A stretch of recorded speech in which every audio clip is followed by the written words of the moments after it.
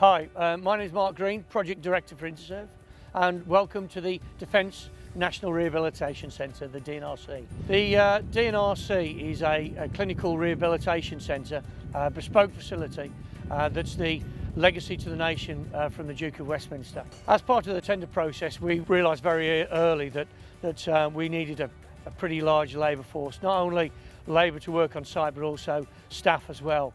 And we're aware that there's a huge market that's not properly tapped into yet, and that's the armed forces. So we're actively involved, not only for the DNRC but for Interserve as a whole, involved with agencies like Careers Transition Partnership to really tap into that market. I'm Rich Walsh. I am the first dedicated Interserve Community Benefits and Armed Forces Engagement Manager on the DNRC project. Here I am today trying to offer those opportunities of employment, sustainable employment, and also work placements to service leavers. And that includes wounded, injured and sick, and the young service leavers who have maybe done just a couple of years in service and are looking to enter the construction industry.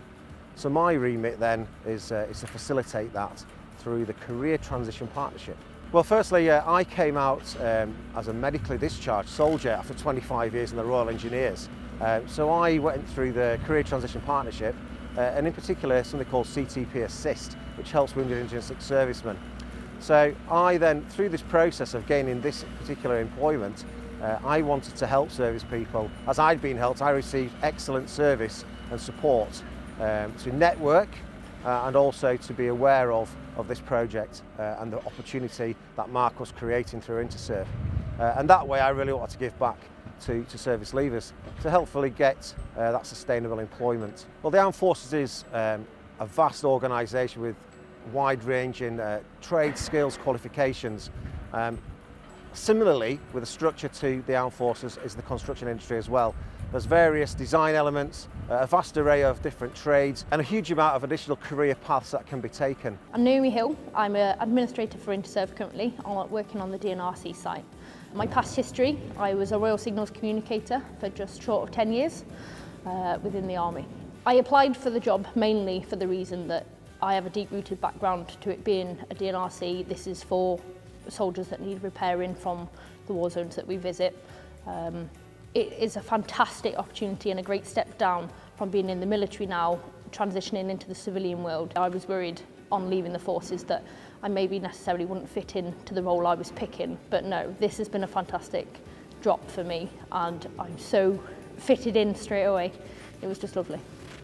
Hello, my name's Stephen Senior and I work here at Interserve on the DNRC project as Logistics Manager. Previously, my service life, I was 12 years in the Royal Navy as a weapons engineer, left the Navy and joined, as was then, the TA, now the Army Reserve.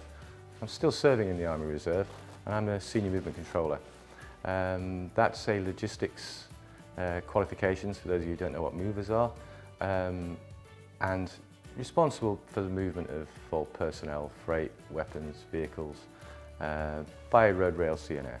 Hello, my name is David McIntyre, currently working as the Health and Safety Trainer on the Interserve project up at the DNRC in Loughborough.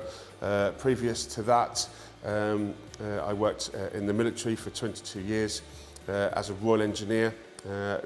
Had various different postings abroad and various tours throughout my career. Part of that, my career, I ended up being working out of a training wing and ended up becoming a training deliverer for the military. All those skills that I learnt dealing with training solutions, training needs analysis has helped me achieve the job that I have today. There's some key advice I would give to those going through transition at whatever stage of their careers, and that would be to own it and to take ownership of your transition and don't allow you to be led and leave it to the last minute. To take every opportunity that's given to you to put yourself in the shop window, but also to allow employers to look at you and understand the transferable skills that you've got and the extra that you can bring to a particular industry, and in particular the construction industry, which we're talking about today. So my advice to you is not to look at the construction industry with preconceived ideas. Look at the construction industry as your next opportunity, as one of the greatest opportunities out there currently to further and take the next step within your employment career.